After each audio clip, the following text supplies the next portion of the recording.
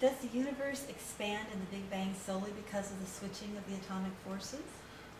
The forces at work to cause the Big Bang expansion has always puzzled science. And here's the answer from the perspective of this theory. It does so from two simultaneous actions taking place: the strong and weak forces switching roles, and the centrifugal force of the spinning black hole. You can imagine if all mass is in a very small space, one black hole, and the atomic forces instantaneously switch roles, with each atom expanding outward against all the other atoms, then mass would expand very fast. The secondary expansive force can best be explained this way. When stars collapse, their center of gravity is reduced, like a diver pulling his or her legs in, which causes them to spin faster.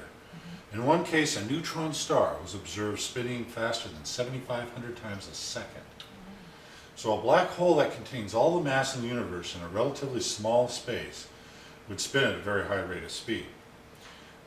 When the atomic forces switch roles, all mass expands outward, creating space and time as it does, and simultaneously is thrown out even farther by the centrifugal force generated by the spin rate of the black hole. That's why the shape of the universe is flat. Since the spin rate is so critical for the universe to expand not too slow or too fast, it's probably calibrated to a precise spin rate just prior to the release of the thought into the black hole mass. So from this explanation of the expansion of the universe, can we determine its final outcome? Based on a flat disk, and with the pace of expansion increasing due to something called dark energy, the current view is the universe will expand forever in what is referred to as a big freeze. Well, forgive me, but wouldn't a big freeze be the end of the universe and stand as evidence of an imperfect thought, an imperfect universe? That's true. However, we need to reconcile an oddity here. If the universe had expanded a little faster, matter would have sped into infinity and never formed one star. If it had expanded too slowly, it would have collapsed back into one black hole and never formed one star. To strike the perfect balance, the force something physicists call the dark energy term had to be accurate to 1 part in 10 with 120 zeros following it. In other words, to be successful, there had to be such a precise expansive force that almost no margin for error existed. So the conundrum is this: how does a universe that required such a precise expansive force also be so inherently flawed that it ends in a big freeze? Yes, so how do you reconcile that conundrum?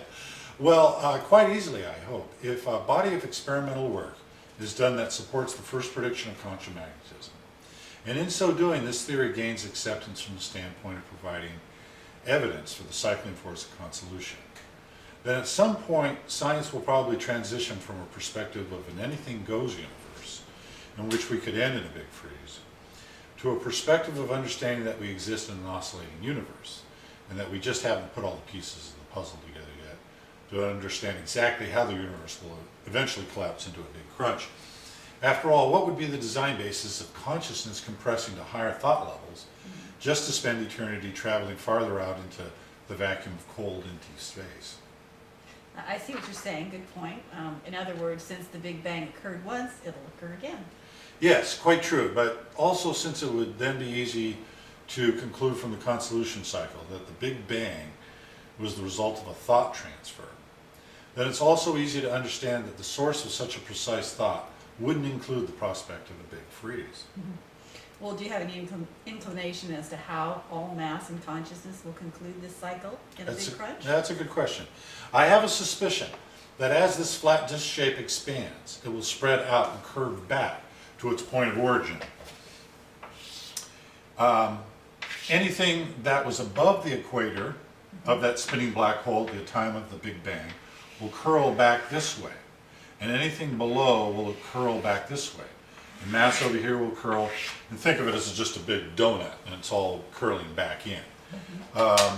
If you were to, Albert Einstein said that if you flew a spaceship in one direction, it would eventually end up right back where it started, because space is curved.